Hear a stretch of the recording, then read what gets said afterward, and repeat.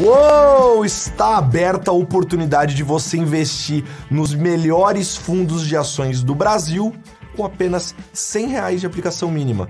É exatamente isso que você entendeu. Eu estou falando de fundos que bateram consistentemente o Ibovespa na linha do tempo, mas que antes eram exclusividade para poucos, porque boa parte deles era destinada apenas para investidores qualificados ou que tinham aplicações mínimas extremamente elevadas. Pois é, mas isso acabou de cair por terra, porque o Stock Pickers, o InfoMoney e a XP Investimentos se uniram e nós criamos uma forma de você acessar esses melhores fundos com uma aplicação mínima de R$100. É só deixar de pedir a pizza na sexta-feira que você vai conseguir investir nesses melhores fundos de ações aqui no Brasil. E para entender mais é bem simples, eu fiz um vídeo especial explicando tudo para você. É só clicar no link aqui embaixo. Uou! Tá começando mais um episódio do Macro Pickers. Esse programa maravilhoso que tem o objetivo de destrinchar as questões macro que são tão importantes para os nossos queridíssimos mercados. E o episódio de hoje, bom, Macro Pickers em semana de decisão de política monetária, você tenha a certeza que será palco para esse assunto aqui, com as melhores cabeças do mercado, obviamente, como sempre, em qualquer quadro aqui do Stock Pickers. Bom, Raquel de Sá, que normalmente apresenta comigo, deve entrar aqui ao longo do programa. Ela teve alguns imprevistos ali. Já quem acompanha ela no Instagram sabe a vida corrida que ela tem, mas enfim, ela deve aparecer aqui em breve. Enquanto isso, eu vou tocando o episódio. Bom, a gente hoje, tá? Só para vocês ficarem alinhados. Nós vamos fazer a pauta basicamente falando um pouco sobre a decisão de política monetária que acontece amanhã, quarta-feira, um pouco da perspectiva dela. É uma das decisões mais importantes, tá? Para quem acompanhou, a gente fez um episódio super especial na Expert para falar também sobre questão de política monetária e Copom. A gente foi convidado ali para fazer o pré-Copom do time institucional da XP na Expert. E, bom, mas aquela decisão é bem diferente dessa, tá? Porque naquela decisão já era muito dado o que o Banco Central ia fazer, estava muito claro o que o Banco Central ia fazer. E, obviamente, o foco sempre maior no comunicado. Não que o foco do comunicado dessa vez seja menor, é tão grande quanto ou até maior. Mas o ponto é que essa decisão está mais dividida, tá? Os mercados, né, os investidores como um todo, não tem um consenso tão grande quanto houve na última decisão sobre para onde vai a taxa de juros, a nossa queridíssima Selic, nessa próxima reunião, né? Bem dividido e também divide bastante opiniões em relação ao que o Banco Central deve sinalizar para o mercado depois da reunião no seu comunicado. Então, para a gente entender melhor, né, a gente precisava trazer um peso pesado aqui com a gente para trazer mais essa visão técnica para nós. Bom, dito isso, e até para já apresentar ele, Mari, se você não dormiu, roda a vinheta.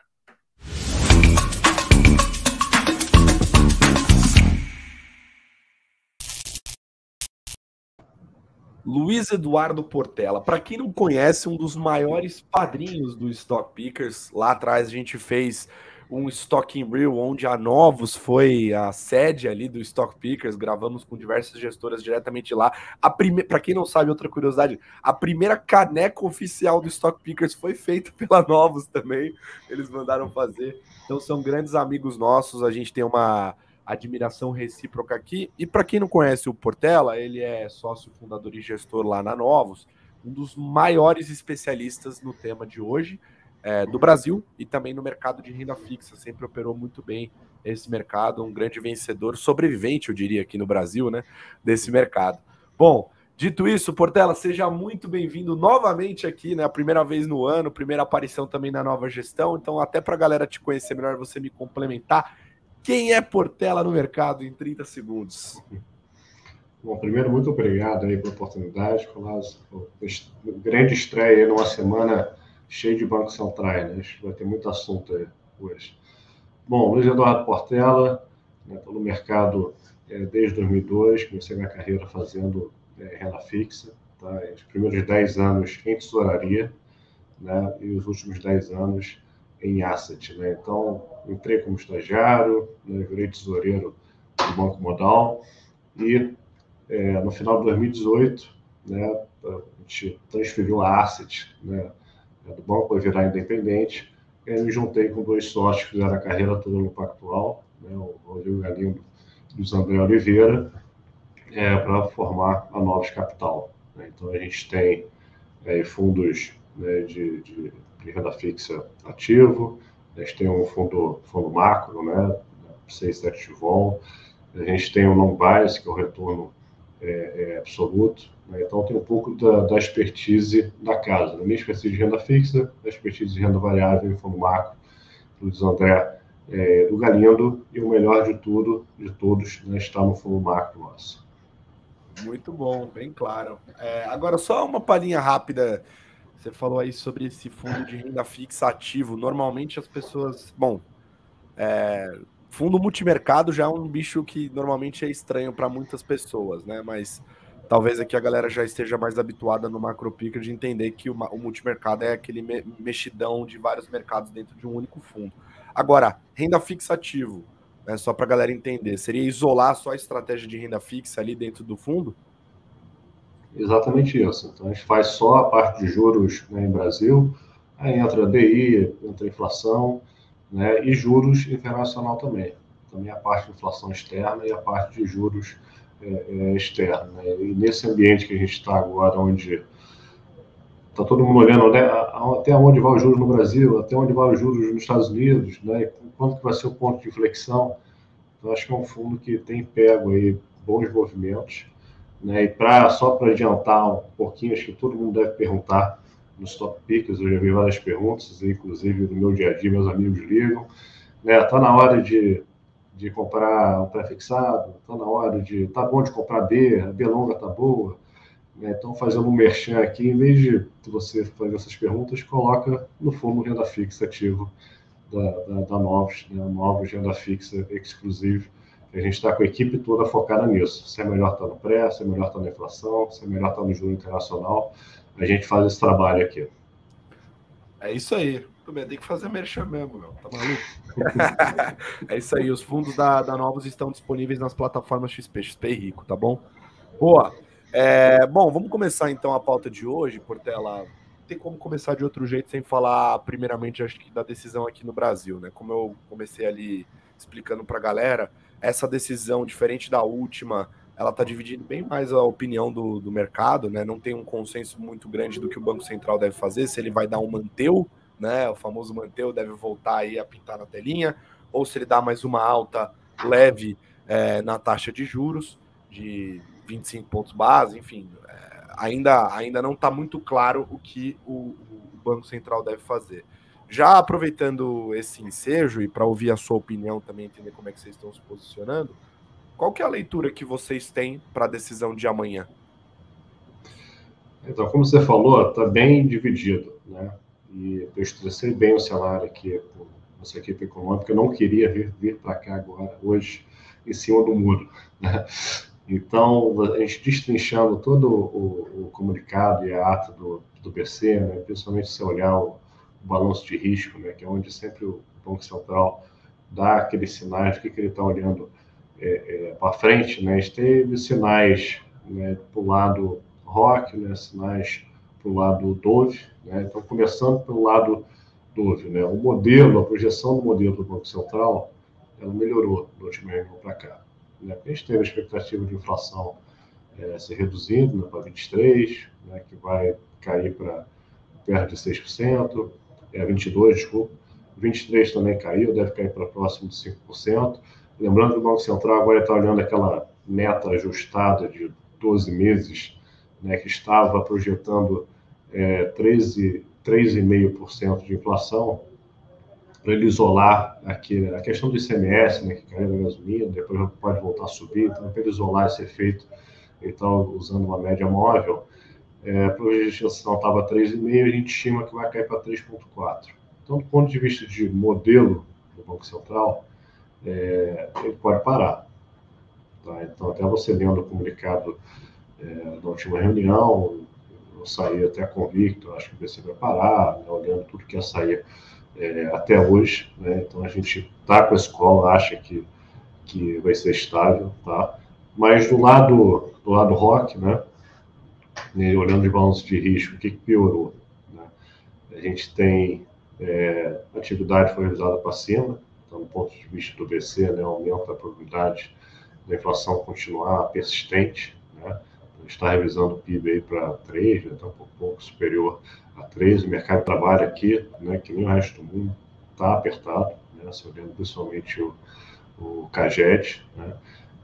A gente tem um cenário internacional mais volátil do ponto de vista de juros, né? O IPC escreveu sobre o tema da inflação global ser mais persistente, e foi o que a gente viu, né? Principalmente com o CPI dos Estados Unidos, que surpreendeu, né, a todos ali a parte do núcleo, né? Você já isola esses efeitos, né, de energia, né, que estão impactando bastante a alimentação. Esse núcleo, né, subiu, né, em vez de estabilizar no patamar mais baixo, que era a previsão. A gente, e o próprio patamar, o nível de juro global vai ser mais alto do que da última reunião. Então, o diferencial de juros mexeu. Então, isso pesa aí para um lado, né, que a gente chama mais ROCs, né, para o BC analisar. A gente teve também os dois candidatos à presidência falando que o auxílio de R$ 600 vai ser mantido para frente. Então, essa era uma dúvida quando a gente lê, né, a minuta do BC, né, ele coloca muito dos riscos fiscais para frente, essa dúvida se vai perpetuar para o próximo ano, para os próximos anos. E da última reunião para cá, sim. Está, né, todo mundo falando, inclusive o Paulo Guedes, né, sendo local, que está vendo formas de financiar para manter o auxílio de 600, e isso é um estímulo para a demanda, né? Então, mais gasto, né? Então, isso joga para o lado negativo do ponto de vista do BC. Na mesma linha do lado positivo, é que o BC ele olha muito o impacto no mercado nisso. Então, como é que isso é refletido? Né? Se tem uma perspectiva ruim fiscal, os preços de ativos sentem, né? A curva longa abre, o dólar fica muito pressionado, acaba que a bolsa cai, o prêmio de risco aumenta, e não foi isso que a gente viu. A gente viu o prêmio de risco se reduzindo no Brasil. Tá? Depois a gente pode entrar mais em detalhe nisso, eu acho que até por causa da perspectiva de eleição. Então, no modelo do BC, ele está olhando, o mercado já está trabalhando com R$ 600, continua, e o mercado está ok. Então, não posso não colocar muito peso nisso aqui na minha decisão. O ponto mais importante, eu acho que a gente analisar, a última comunicação do Roberto Campos Neto e do Bruno Serra foram bem duras, tá?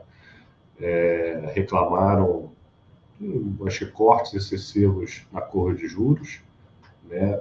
Dada a expectativa de inflação também, todo um horizonte relevante, e falaram que a minuta, né, o comunicado estava vivo, ou seja, eles vão chegar amanhã e vão analisar um possível novo ajuste de 0,25.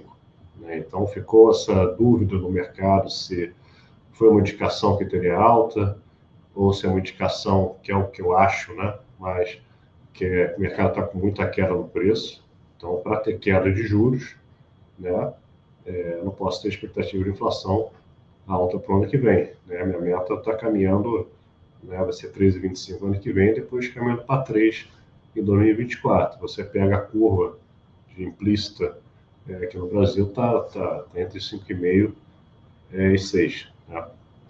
Então, o resumo é o seguinte, eu não sei, eu acho que vai optar por manutenção, tá? Mas ele pode subir também. O importante é o seguinte, ele vai ser bem rock no comunicado, eu acho. Eu acho que ele vai falar que vai continuar vigilante, né, que talvez o próximo movimento seja de alta, né, dados os riscos que ele tá olhando, né, o mercado internacional, né, com mais juros, inflação global mais persistente, né, então acho que o recado para o mercado vai ser rock. Então, ou ele sobe 25, que seria uma forma rock, fala que encerrou o ciclo, está vigilante, né, vai acompanhar os próximos indicadores, ou ele vai falar que manteve, mas de entender que a simetria ainda, o balanço de riscos, para talvez voltar a subir, né, a depender de como você vai desenvolver o fiscal, como você vai desenvolver o mercado global, né? O mercado global, eu acho que entra dos dois lados aí para o BC, tá? Porque tem esse componente de juro mais alto no mundo, né, que é ruim para o diferencial de juros, né? Mas tem um lado positivo, que é que os bancos centrais estão atuando, né? Eu acho que o BC precisava do FED sobre juros, precisava do Banco Central da Europa, Inglaterra, nas principais, subirem os juros para conter esse excesso de demanda global, né, que a gente está vendo no mundo, para as commodities se estabilizarem no patamar mais baixo, né, para pressão em bens né, se reduzirem, porque muito da inflação no Brasil aqui é global. Então, se o Fed não combater, não tem muito que o BC aqui possa fazer. Tá? Então, acho que o balanço de risco tem risco dos dois lados, da mesma forma que o cenário de recessão global está aumentando, né, o que vai ajudar a colocar as commodities em reais para baixo, né? E eu acho que o câmbio aqui não vai ter muito espaço para subir, né, porque o diferencial de juros vai estar alto ainda, já está com um câmbio aí bem longe do equilíbrio, tá? Então vai ser deflacionário a recessão aqui para a gente, tá? Mas eu acho que é um ajuste fino, né? O importante eu acho que o sinal, o recado vai ser rock, né? Eles vão querer tirar as quedas, muitas das quedas que estão ano que vem, e vão querer passar a mensagem de que eu estou mirando 3%, né? Não estou mirando 5, 5,5%, né, que tá na curva de inflação aqui no Brasil. Perfeito, ficou bem claro. Mari, a Raquel chegou? Pode subir ela aqui com a gente, por favor. Aê, muito bem. Oi, dona Raque. Oi, gente. Mil desculpas o atraso. A gente está aqui, né, fazendo esse Macro Pickers fora de hora. Então, fora de hora atrapalhou toda a minha agenda aqui. Boa. É isso. Boa. Mas acabou Tudo de bem, começar. Raquel? Tudo bem, gente? Vocês estão me ouvindo direito, então, né? Sim, perfeitamente. Show de bola. Eu ouvi todo esse último comentário, então. Aí, show. Já deu uma contextualizada. Eu vou puxar a próxima aqui, aí depois você engata comigo. Show de bola. Outra coisa, Portela, que eu queria te perguntar, bom, ficou claro que talvez, mais uma vez, né, enfim, provando aí que a sensação que eu tenho sempre é que o comunicado é sempre a parte mais importante, né, mas enfim, acho que você colocou aí de novo que o comunicado de fato vai ser o mais importante novamente, meio que para colocar o mercado na cadeirinha, né, e ser mais rock ali para parar com esse negócio de ficar mexendo na curva futura de juros. A outra pergunta que eu tenho é a seguinte: hoje pega a inflação core do Brasil, a núcleo, né? Tá rodando ali na casa de uns 8%, né? E o juro saiu de mais ou menos uns 3 para 13, 14 agora que a gente está vendo, né? Esse nível de... óbvio, né? A política monetária, ela tem um delay, então ela demora para surtir efeito, mais ou menos ali uns 12, 18 meses, cada um fala um número em relação a esse delay na economia. Mas o que a gente teve aqui de ação do Banco Central, na sua opinião, é suficiente para controlar essa inflação e jogar ela para baixo, ou não? Eu acho que sim, tá? Acho que o BC foi o primeiro a subir, e só fazer um comentário aqui, né? Tem muitas críticas, né, ao BC, eu acho que até erradas em alguns pontos, mas foi, fazendo relógio aqui, foi o primeiro BC que indicou para o mundo todo o problema que a gente estava tendo de excesso de demanda, e não um problema de oferta, né? Então, o mundo estava os BCs, né, globais, naquele call de que está tendo, por causa da pandemia, as empresas estão fechadas na Ásia, e quando normalizar a produção, a inflação transitória, a inflação vai cair. E o BC sempre foi vocal aqui, todas as apresentações de Roberto Campos Neto mostravam aqueles gráficos que as empresas estão produzindo no máximo histórico, né, mostrando que o problema todo foi um excesso de demanda global, né? Pegar um exemplo dos Estados Unidos, a gente tem nosso auxílio aqui de R$600, lá foram cheques e cheques de $1.000, $1.200 para a população, e a demanda, né, explodiu, tá? Então, acho que o BC identificou o problema mais cedo que os outros BCs, começou a subir mais cedo, já começou de 75, né, que foi um ritmo mais forte que esperado, só que tudo foi surpreendendo, né? Então, a inflação subiu muito mais rápido que todo mundo esperava. Os bancos centrais globais demoraram muito, né, para subir, o que atrapalhou, né, esse ciclo dos emergentes pela primeira vez. Então, acho que precisava deles segurarem esse excesso de demanda. A gente está com o juro real, né, projetado bem alto, né? Então, se disparar em 3,75, 14, né, digamos que a inflação não vai cair para a meta, vai cair para 5, né? Se cair para 5 já é um juro real aí de quase 9%, né? Então, é muito alto. E se você, a última vez que a gente teve um juro, né, acho que foi 14,25, ali na época da Dilma, a gente tinha o BNDES ofertando muito dinheiro, uma taxa de juros muito baixa. A gente não tinha todas as reformas estruturantes que a gente fez. Então, comparando o Brasil daquela época com o Brasil que a gente está hoje, o canal da política monetária hoje ele flui muito melhor. Só o fato de você ter tirado o BNDES, né, que ofertava ali a 7%, né, 7,5%, uma taxa de juros bem subsidiada, e um percentual do PIB bem alto, né, acho que era quase 5%, 7% do PIB, você já colocou o juro estrutural do Brasil mais baixo. Então, a gente levou o juro no mesmo patamar quase do que um Brasil diferente. Eu acho que a política monetária ela tem um canal de transmissão mais rápido atualmente, tá? Só que a gente enfrentou vários choques globais e acho que vai demorar um pouquinho para isso bater na economia, mas vai bater.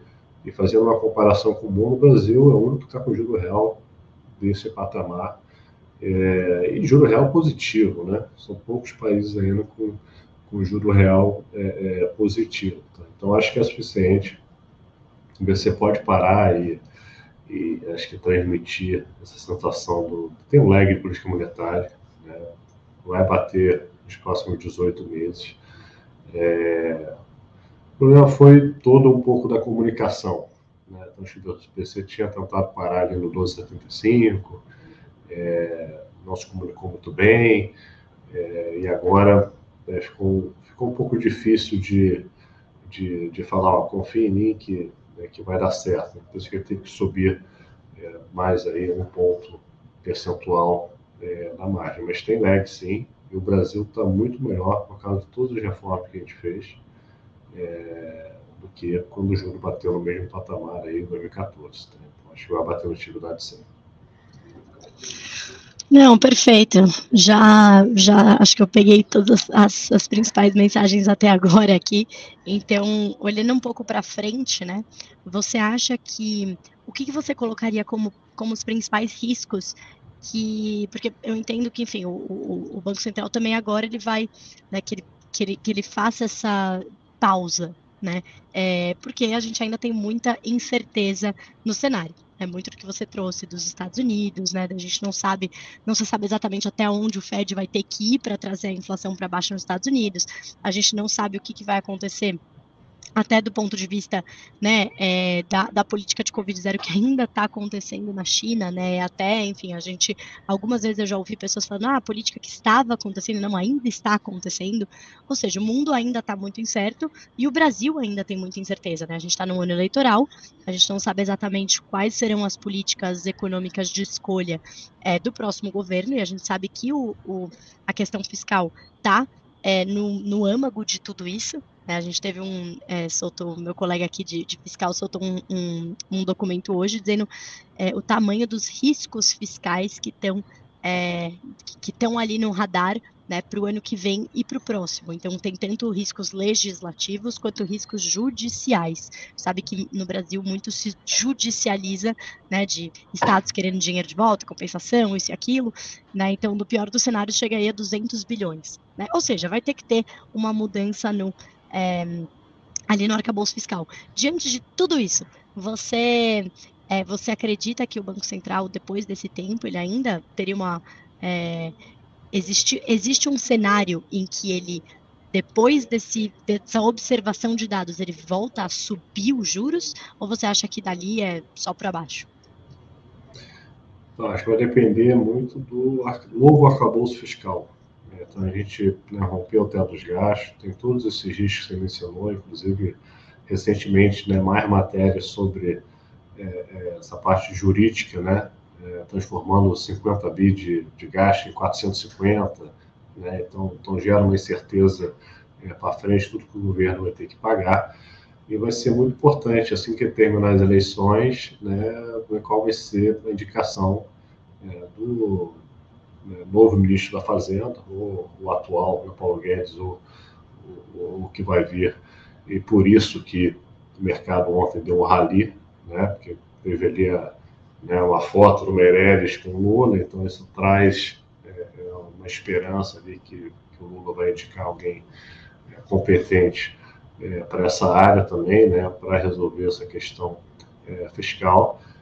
Por isso que tem esse risco, tem o risco sim de voltar a subir, só que olhando o nosso histórico, o nosso passado, né, o Brasil sempre chega ali perto do precipício e nunca pula, né? Então, eu acredito, eu tenho essa fé que, passando a eleição, todo mundo vai ter que sentar e discutir, ó, tem que dar uma apertada, ajudar a política monetária também. Já passou a eleição, né? Então, a gente pode passar aquela época de quem vai dar mais auxílio, quem vai gastar mais, quem vai fazer mais, para agora, de fato, sentar na cadeira do presidente e olhar o que o Brasil precisa de reforma, né, e endereçar para a gente passar por essa turbulência externa, que agora está voltando para um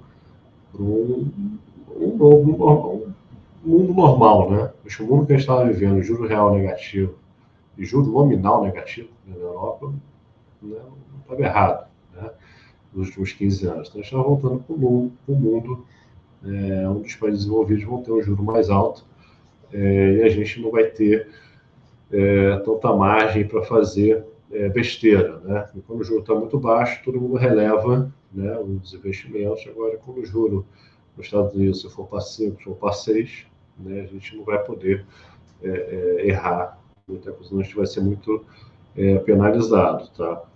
Preço do erro aumenta, né? Preço do erro, o erro fica mais caro, né? Agora, os bancos centrais subindo juros, agora mais forte, né, então a gente vai ter, né, os Estados Unidos deve subir 7,5 amanhã. Hoje a gente teve a Suécia, que surpreendeu, subiu 100, né, em vez de 75. A gente vai ter o Banco Central da Inglaterra na quinta, que esse é sempre o mais difícil, tá? Esse é muito difícil prever, porque eles entram na reunião, você acha que é para um lado, vai para o outro, mas está entre 50% de chance de subir 50 ou 75, né? Eu acho que deveria subir 75 ou 100, ainda mais que a Inglaterra está vindo com um pacote fiscal de quase 7% do PIB para conter a alta de preço de energia, né? Então, o Banco Central tem que olhar para isso e falar, cara, eu não posso subir pouco juro, porque eu sei que tem um estímulo de 7% do PIB para entrar agora na demanda sem contrapartida, tá? Depois a gente pode entrar nesse detalhe, mas porque o Brasil é PhD nisso, né? Já passou por tudo.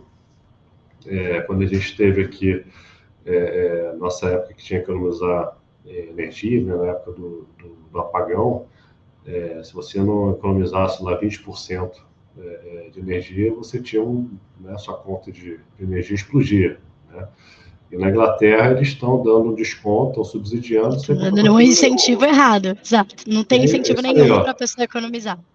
A partir de amanhã, eu congelei, vai ser mais barato, e você pode ligar o aquecedor, você pode tomar banho quente, você pode seguir a vida normal, né? Então não vai funcionar. A gente sabe que não vai funcionar. E para empresas também, né? Empresas e famílias. Então, assim, foi across the board, né? Todo mundo levou esse descontão aí, esse saldão da energia, né? Exatamente. Então, as BCs vão ter que continuar apertando, porque a gente só vai resolver isso com recessão. Então, você tem que machucar o consumidor, tem que segurar a demanda de fato, tá? Isso vai ajudar, acho que uma recessão global, pela primeira vez, acho que vai ajudar, porque a solução você passa por uma recessão, tá?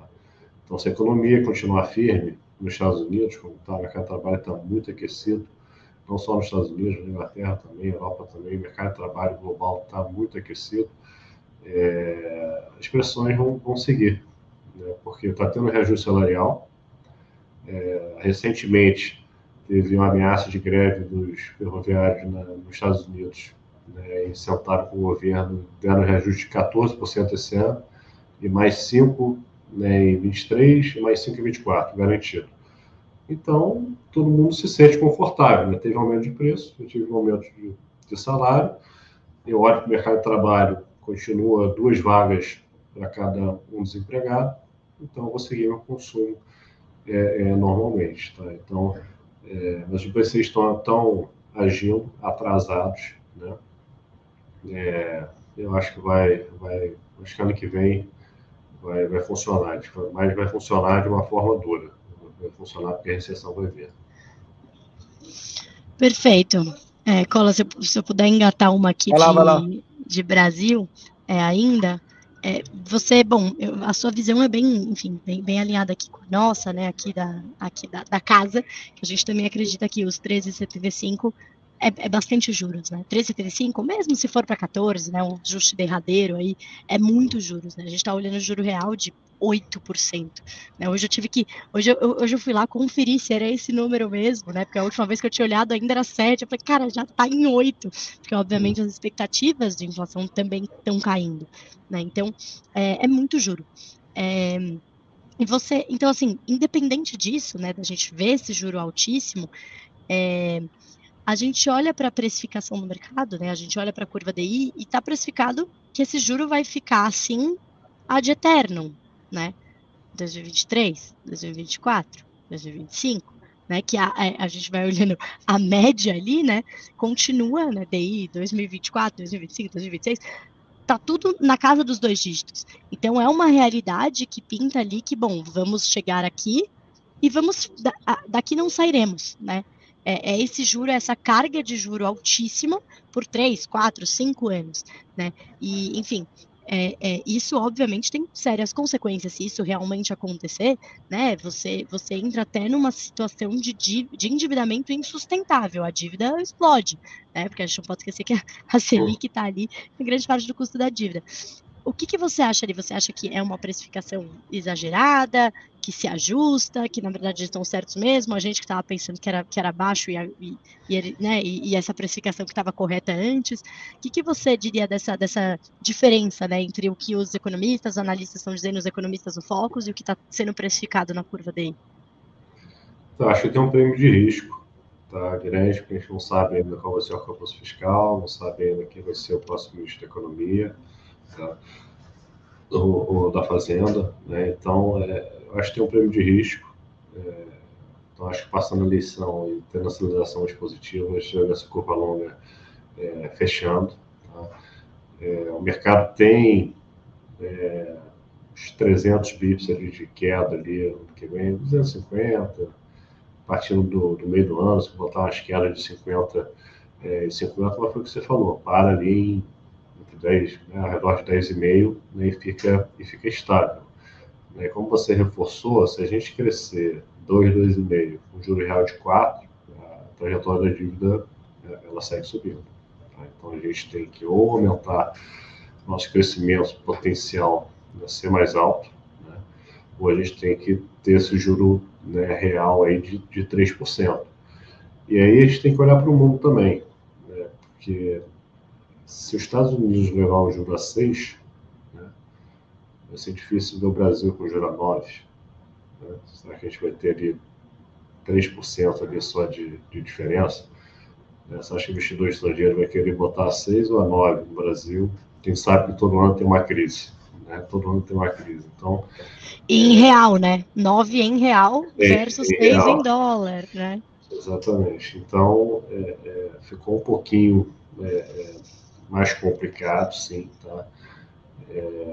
Mas eu tô acreditando que a recessão ano que vem vai ajudar a estabilizar os preços globais no patamar mais baixo, e talvez os Estados Unidos também aí volte ali, pode ser que vá para 5, 6, depois estabiliza ali ao redor de 3, e a gente consiga, né, voltar a ter um juro aqui talvez de 8 ou 9, que é olhando um equilíbrio, e voltar a ter um juro real de entre 3 e 4, e continuar focando nas reformas para a gente crescer mais, né? Quem sabe a surpresa que a gente está vendo agora no crescimento não é um pouco do acúmulo das reformas estruturais que a gente fez nos últimos anos, e agora quem toma conta do investimento é o setor privado, né? Então a gente tirou ali o BNDES, o setor público que não é eficiente, né?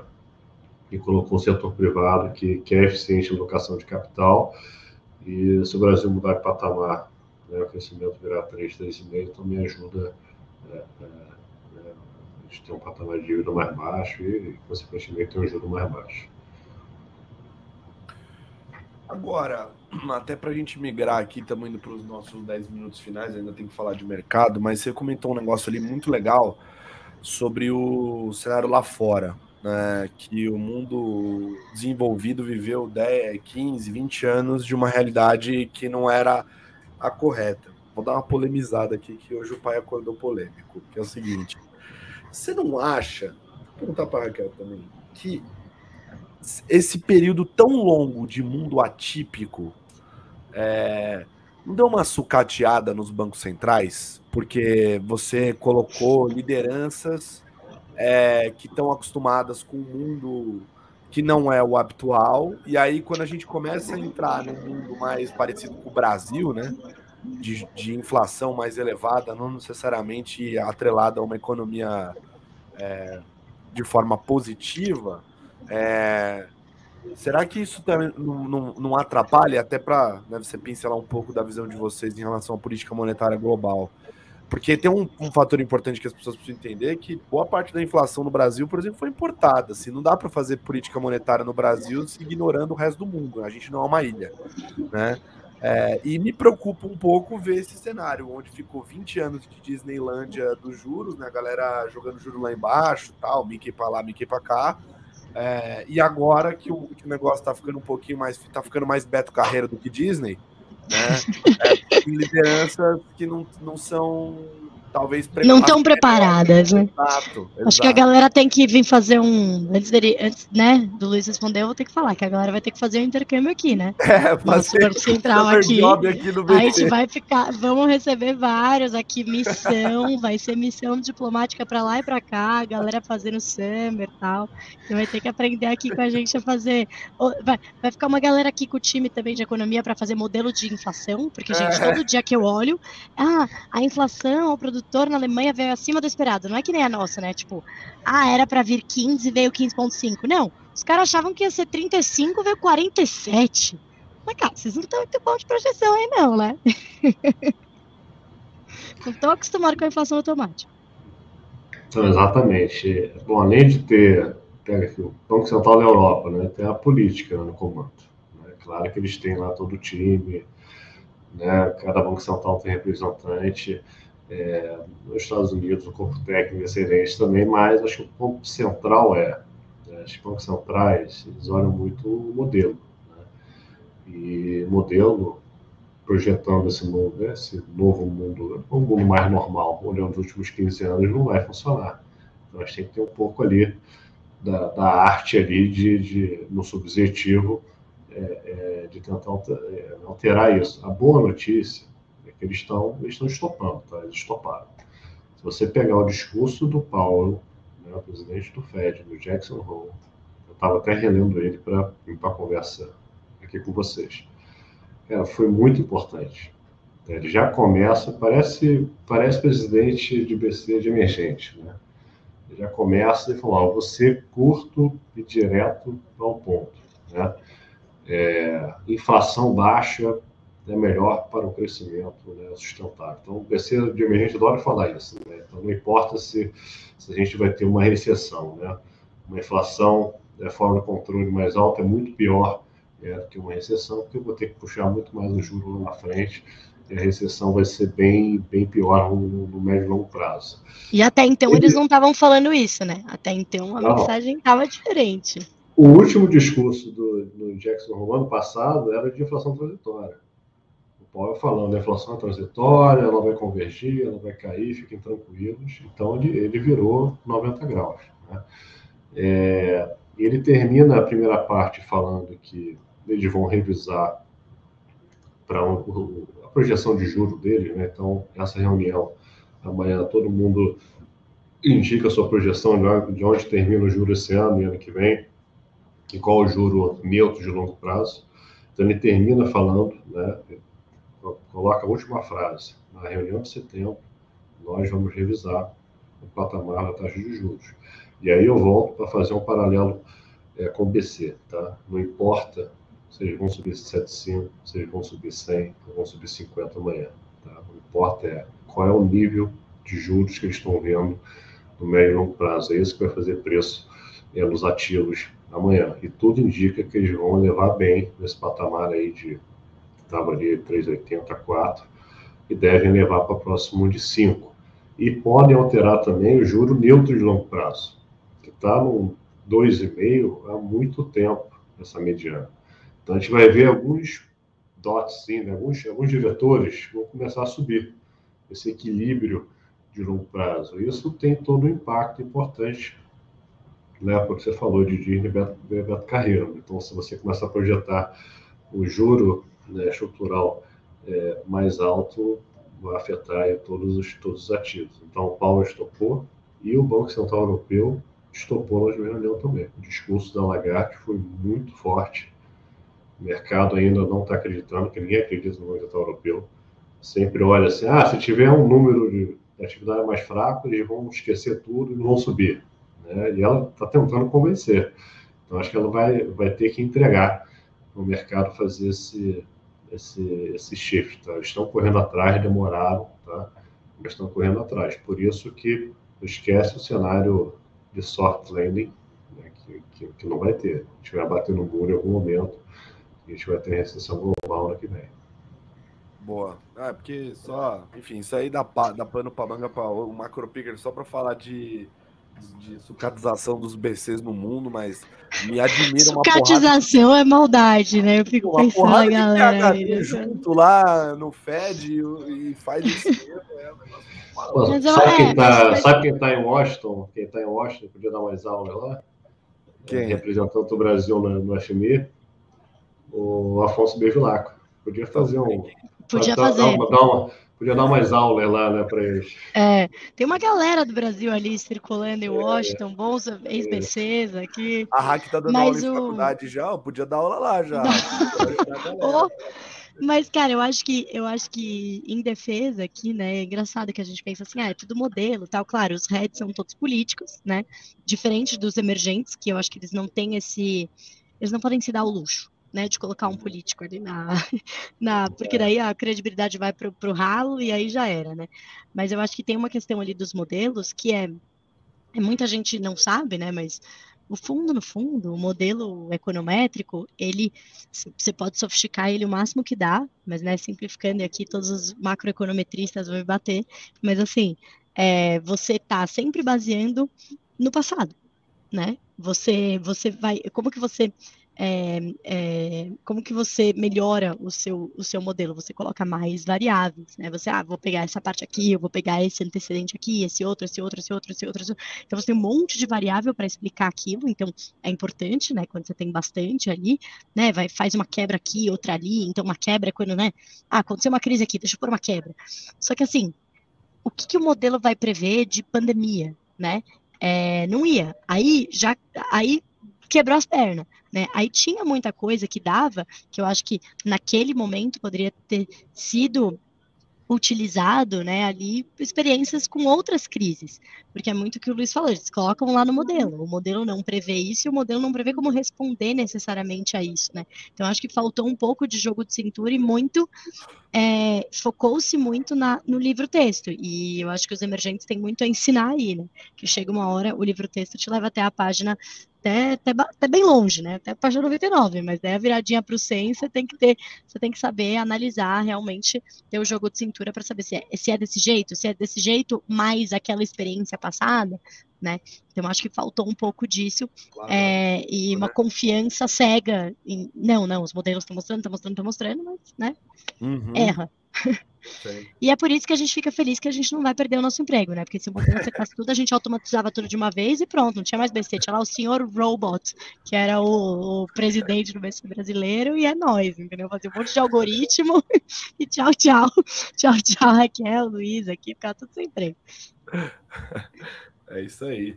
Agora, para a gente jogar a cauda no nosso pudim aqui, né? Já chegamos ao nosso limite de tempo. A Mari vai me matar, né? Mas eu vou ter que fazer mais uma pergunta que eu não vou perder a oportunidade com o Portela aqui, Mari. Depois você me agride se você quiser, não tem problema. Mas, Portela, só para a gente fechar, bom, deu para entender um pouco da visão de vocês aí em relação à política monetária aqui e lá fora. Como isso está se traduzindo aí do lado da Novos em posições. Se quiser dar até um highlight maior em mercado de renda fixa aqui no Brasil, enfim, dá uma visão para a gente do que vocês estão fazendo por aí. Então, tá, começando com a renda fixa aqui no Brasil, né, como eu comentei, né, o que o BC está reclamando, do que olhando para a curva de juros, né, a inflação está chamando a atenção. Né? Tem muita queda na curva, só que a projeção de inflação está muito alta ainda. Né? Então a gente prefere vender inflação do que ficar aplicado em juros. Então, a gente está vendendo inflação. O que é vender inflação? Né?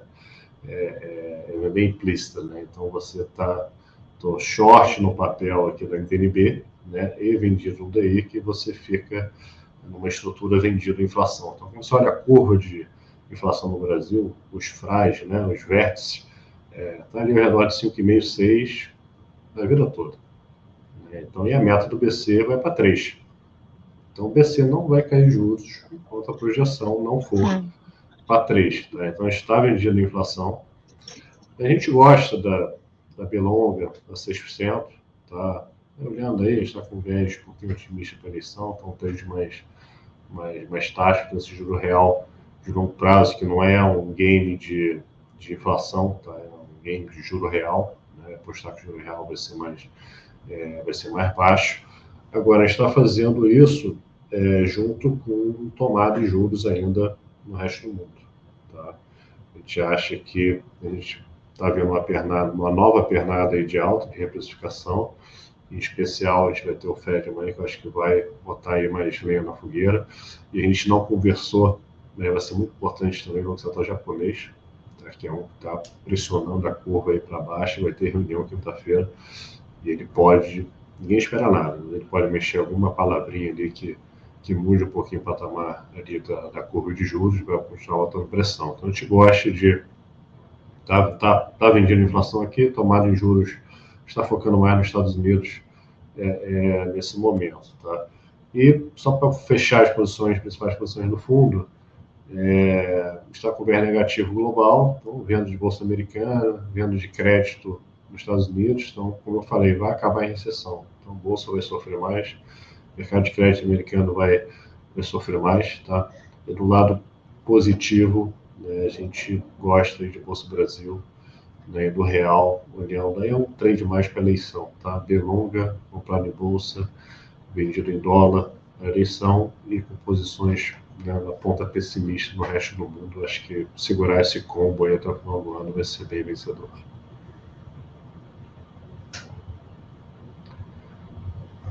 Muito bom. Eu gostei do comprar a inflação, né? Tipo, a gente vai vender inflação aqui, comprar a inflação. Eu acho ótimo essa expressão de mercado, Mas né? Bom, ele foi o primeiro quem ouve que assim, né? exatamente Quem como faz. passa e ouve isso, você fala, cara, você comprar a inflação é complicado isso aí, hein? Será que vai valer a pena? Tal. Ele foi o primeiro a explicar isso aqui. É Mas verdade, só para a é parte verdade. de combo Brasil, então, para vocês é um trade mais tático, então, não seria um negócio estrutural. Bom, vamos acompanhar o que o próximo presidente vai sinalizar. Mas a gente acha que passando a eleição, acho que os ativos no Brasil Descompressão de risco, né? Descompressão de risco, e essa semana facilitou, né? Acho que a foto do Meirelles com o Lula facilita um pouco. Né? Se vai ser o Meirelles contra Paulo Guedes, o mercado vai ser positivo. Poteiros potaros aí, né? No Ministério da Economia. É isso. Boa. Bom, o episódio ficou bem completo. Portela, muito obrigado por ter aceito o convite, ter participado aqui. Deixo o convite para todo mundo que gostou de ouvir o Portela aqui, de conhecer melhor o trabalho da Novos, tá em todas as redes sociais, só dar um Google também e no site, os fundos disponíveis também nas plataformas da XP, não deixe de conferir o trabalho da galera lá, a galera bem sênior, fazendo um trabalho bem sério lá. E, bom, obrigado por ter aceito o convite de estar aqui com a gente. Hack, obrigado por mais um macro. Valeu aí. Obrigada, gente. Então, vocês sentirão minha falta nos próximos episódios aí, que estou em breve, falei férias, mas ainda tem um. Então, dá pra... Obrigada, Portela, pela participação. Adorei aqui conversar com você. Muito obrigado pela oportunidade e entre lá no nosso canal no YouTube para conhecer mais sobre a Novos. É isso aí, boa. Bom, a gente vai ficando por aqui. Semana que vem tem mais Macro Pickers. Um beijo. Tchau!